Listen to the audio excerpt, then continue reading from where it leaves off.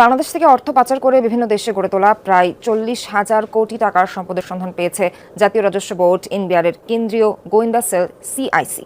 10 মাস জামায়া ধরে নিজের মামলা খালাস করলেন, এখন উনি পদত্যাগ করবেন ভালো কথা।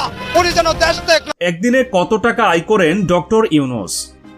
ডক্টর মোহাম্মদ ইউনূস 1100 কোটি টাকা কর ফাঁকি দিয়েছেন নোবেল জয়ী ডক্টর মোহাম্মদ ইউনূস। গ্রামীণ ব্যাংকের সাবেক ব্যবস্থাপনা পরিচালক নোবেল বিজয়ী ডক্টর মোহাম্মদ ইউনূসের কাছে জাতীয় রাজস্ব বোর্ডের 666 কোটি টাকা কর দাবির বৈধতা চ্যালেঞ্জ করে দায়ের করা রিট খারিজ করে দিয়েছেন হাইকোর্ট।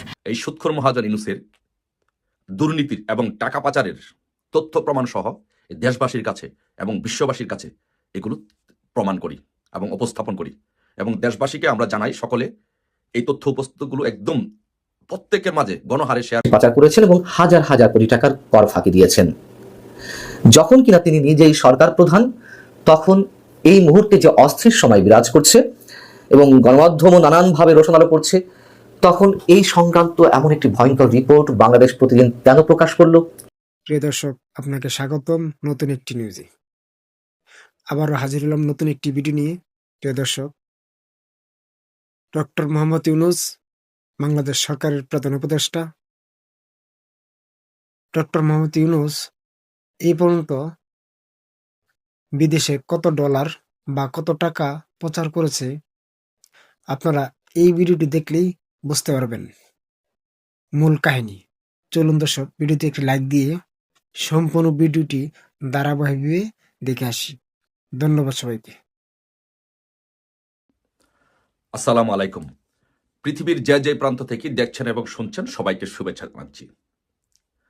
সো আসুন আজকে আমরা এই সুদখোর মহাজন ইউনূসের দুর্নীতির এবং টাকা পাচারের তথ্য প্রমাণ সহ দেশবাসীর কাছে এবং বিশ্ববাসীর কাছে এগুলো প্রমাণ করি এবং উপস্থাপন করি এবং দেশবাসীকে আমরা জানাই সকলে এই তথ্য উপস্থিতগুলো একদম প্রত্যেকের মাঝে গণহারে শেয়ার করে পৌঁছানোর মাধ্যমে দেশবাসীকে এবং বিশ্ববাসীকে জানিয়ে দেই যে ইউনূস যে কত বড় একজন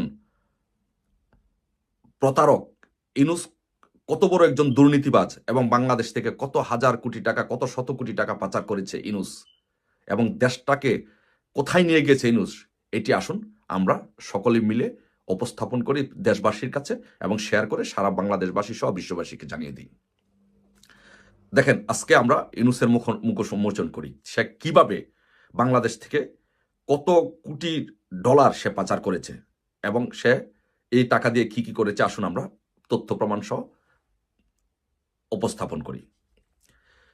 যে ওয়াশিংটন থেকে প্রকাশিত অ্যাসোসিয়েট প্রেসে, যেটা সংক্ষেপে এপি নামে পরিচিত, এপি বরাত দিয়ে বলেছে যে যেটি আবার বিবিসি তাদের প্রতিবেদন প্রকাশ করেছে। আমি আপনাদের সুবিধার্থে প্রমাণ সহ লিঙ্কটি আমি কমেন্টস বক্সে দিয়ে দিচ্ছি।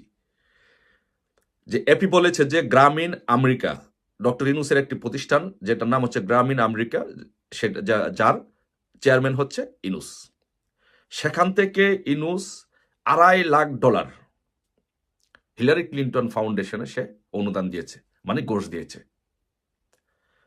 তারপরে তার আরেকটি প্রতিষ্ঠান, সেটি হচ্ছে গ্রামীণ রিসার্চ, সেটিরও সে প্রধান, সেখান থেকে সে $50,000 সে ক্লিন্টন ফাউন্ডেশনে দিয়েছে, মানে ক্লিন্টন ফাউন্ডেশনে ওইখানের একটু ভদ্র ভাষায় বলে অনুদান, আর বা আমরা বলি যে সেটা ঘুষ দিয়েছে। সো এই টাকাগুলো সে কোথায় পেয়েছে?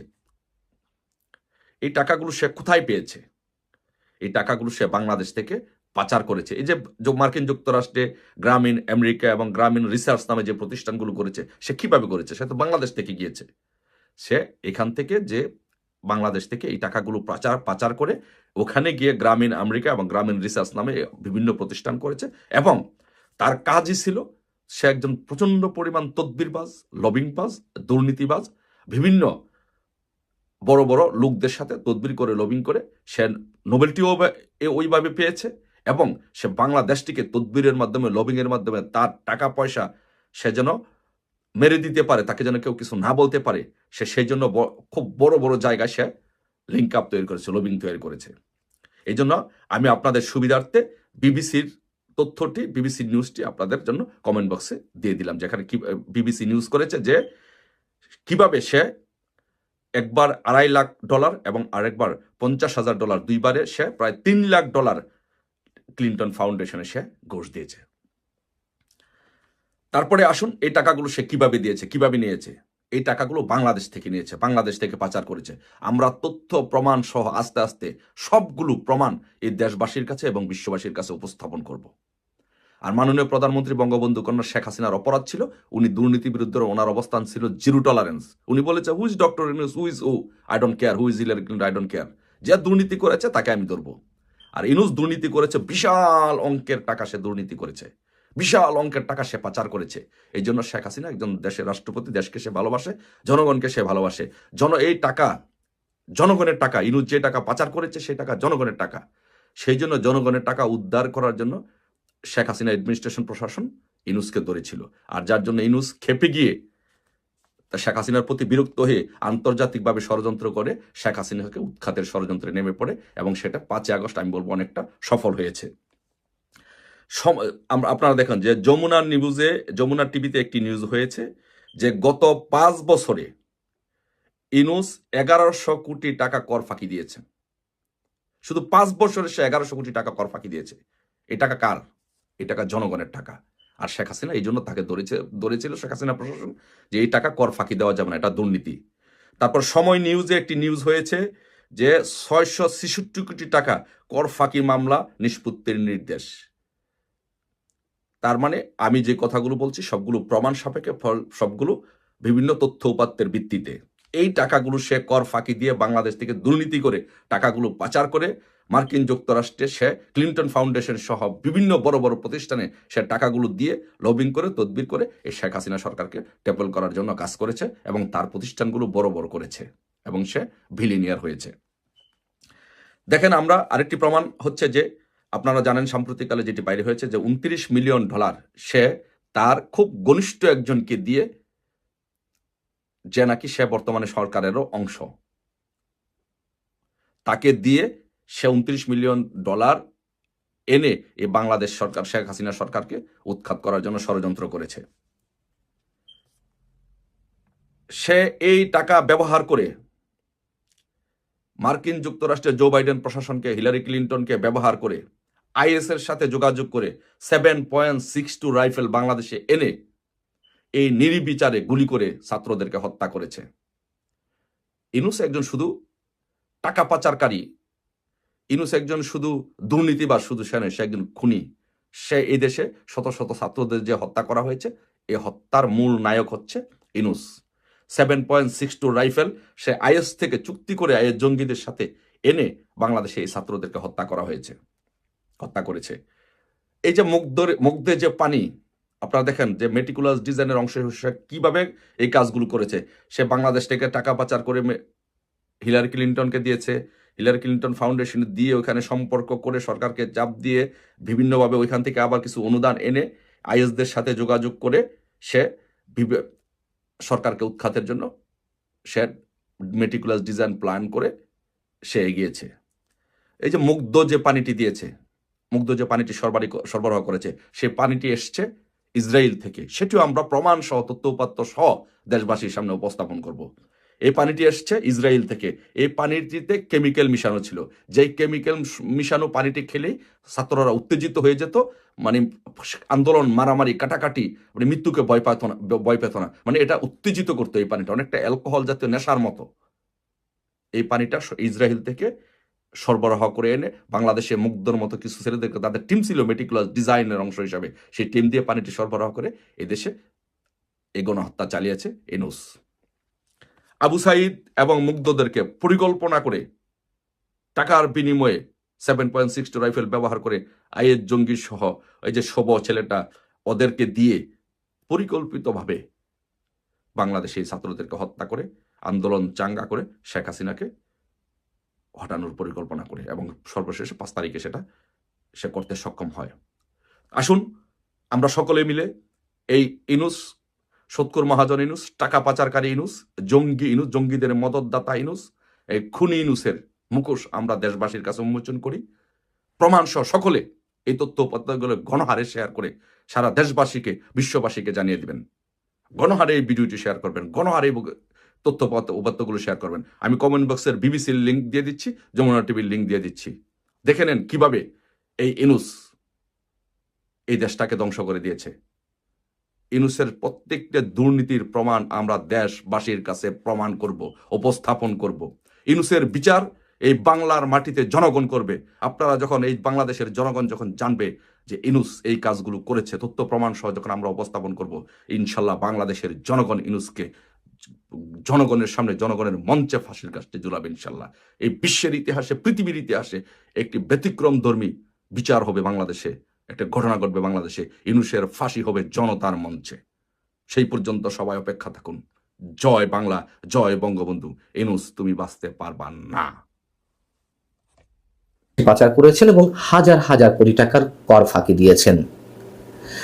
যখন কিনা তিনি নিজেই সরকার প্রধান, তখন এই মুহূর্তে যে অস্থির সময় বিরাজ করছে এবং গণমাধ্যমও নানানভাবে রোশন আলো পড়ছে, তখন এই সংক্রান্ত এমন একটি ভয়ঙ্কর রিপোর্ট বাংলাদেশ প্রতিদিন কেন প্রকাশ করলো, কি উদ্দেশ্যে প্রকাশ করলো, তা নিয়ে নানান ধরনের প্রশ্ন উঠতেই পারে। আর বাংলাদেশ প্রতিদিনের যেই গ্রুপের, বসুন্ধরা গ্রুপের, তাদের সম্বন্ধেও তো আমরা কম বেশি জানি।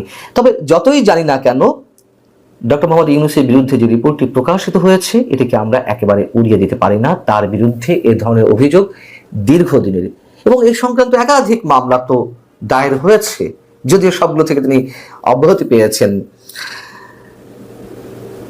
সেই জায়গা থেকে যদি বলতে হয় যে 1997 সালে যখন গ্রামীণ টেলিকমের নামে একটি তিনি লাইসেন্স নিয়েছিলেন গ্রামীণ ফোনের, তখন তিনি শর্ত দিয়েছিলেন যে এই প্রতিষ্ঠান থেকে তিনি কোনোভাবেই লাভবান হবেন না, এবং এর উদ্দেশ্য হচ্ছে গ্রামীণ জনগোষ্ঠীর দরিদ্র মানুষদেরকে স্বাবলম্বী করা, এবং সেই শর্তেই সরকার তাকে লাইসেন্স দিয়েছিল।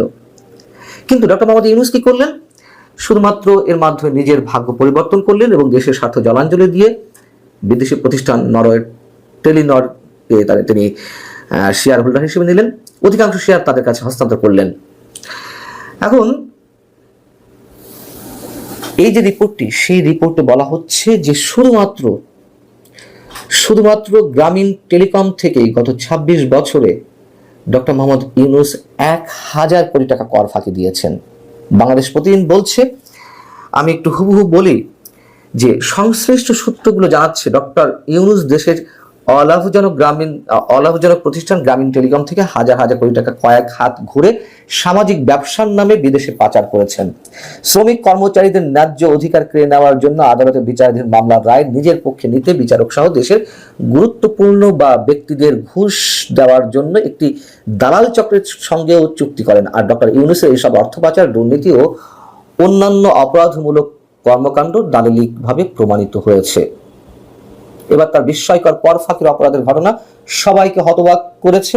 কর ফাঁকির ব্যাপকতা, গভীরতা ও অপরাধের অভিনবতা বিবেচনায় এটি বাংলাদেশের ইতিহাসের সবচেয়ে বড় কর ফাঁকির ঘটনা হিসেবে চিহ্নিত হয়ে থাকবে।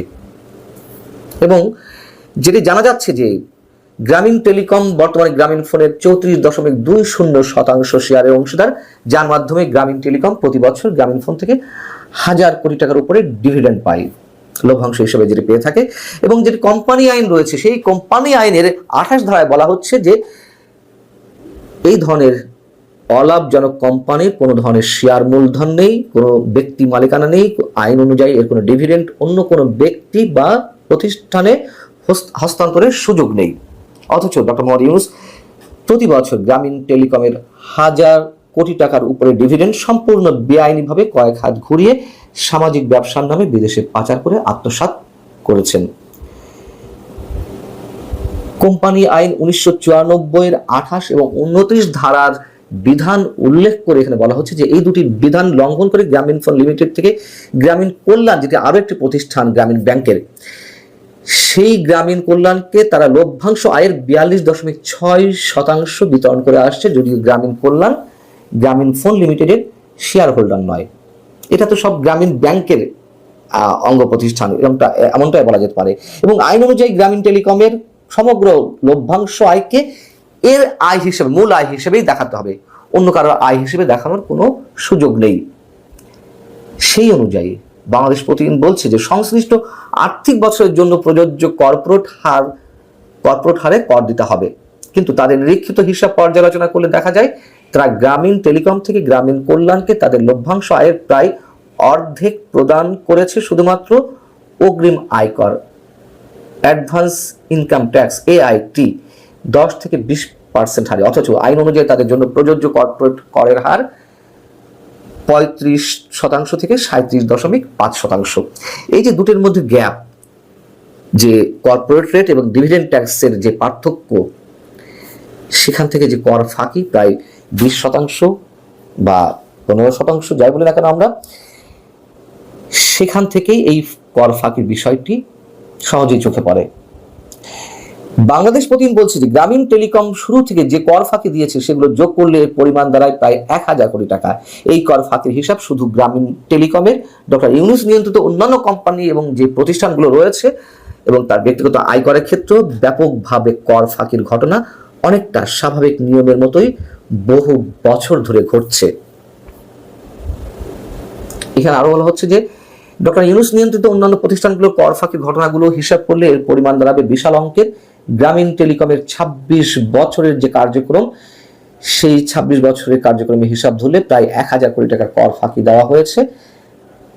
আরো নানান ধরনের হিসাবের মধ্যে রয়েছে এবং এখানে বলা হচ্ছে যে এটি লক্ষণীয়, ডক্টর ইউনূস তার কর ফাঁকির বিষয়গুলো ধামাচাপা দিতে দেশের আদালতে বেশ কিছু মামলা ও রিট পিটিশন দায়ের করে রেখেছেন। এইসব মামলা ও রিটের উদ্দেশ্য হচ্ছে কর ফাঁকি সংক্রান্ত বিষয়ে ডক্টর ইউনূস সুবিধা পাওয়া। এই কথা তো সত্য যে এর আগে আমি নিজেই মন্তব্য করেছি যে পৃথিবীর আর কোনো রাষ্ট্রপ্রধান বা সরকার প্রধানকে পাওয়া যাবে না ডক্টর ইউনূসের মতন, যিনি ক্ষমতায় এসে 10 মাসে যে পরিমাণ ব্যক্তিগত স্বার্থ সিদ্ধি করেছেন একেবারে নজিরবিহীন।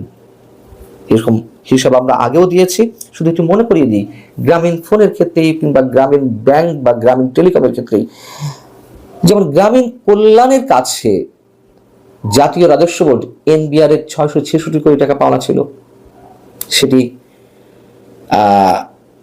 যে হাইকোর্টে মামলা চলছিল ডক্টর মোহাম্মদ ইউনূস সরকার প্রধান হওয়ার পরে, আদালত সব প্রণোদিত হয়ে মামলা প্রত্যাহার করে নিয়েছে। আবার যেমন ধরুন গ্রামীণ ব্যাংকের সরকারের যে মালিকানা ছিল, যে পার্সেন্টেজ ছিল, সেটি কমিয়ে 10% নামিয়ে আনা হয়েছে, আগে ছিল 25%। আর গ্রামীণ ব্যাংকে আগামী 5 বছর কোনো ট্যাক্স দিতে হবে না, কর দিতে হবে না, কর অব্যাহতির সুবিধা নিয়েছে আগামী 2029 সাল পর্যন্ত। এই যে আমরা এটাকে কিভাবে মন্তব্য করবো, কোনো ধরনের বাধা ছাড়া, কোনো ধরনের সমালোচনা তোয়াক্কা না করে বা লাজ লজ্জা তোয়াক্কা না করে এই যে একের পর এক সুবিধা নিচ্ছেন, সেক্ষেত্রে বাংলাদেশ প্রতিদিনের এই রিপোর্টটি, যেটি প্রথমে বলছিলাম, আমরা একেবারে উড়িয়ে দিতে পারি না। এবং এখন এসে কেন এই রিপোর্টটি করা হলো, যখন বাংলাদেশের গণমাধ্যম আগেকার মতোই রয়েছে, নিয়ন্ত্রিত অবস্থা রয়েছে, যতই সরকার বলুক না কেন, যে মানে দেশের সর্বসেরা সময় এখন গণমাধ্যমগুলো উপভোগ করছে, এগুলো একেবারে বাজে কথা। যারা বলেন যে আমরা কথা বলছি, আমরা আগেও কথা বলেছি বিধায় আমাদেরকে পে করতে হয়েছে অনেক ধরনের অনেক কিছু, এখনো আমাদেরকে পে করতে হচ্ছে। তবে যারা কথা বলেন তারা ঠিকই সবসময় বলে যান।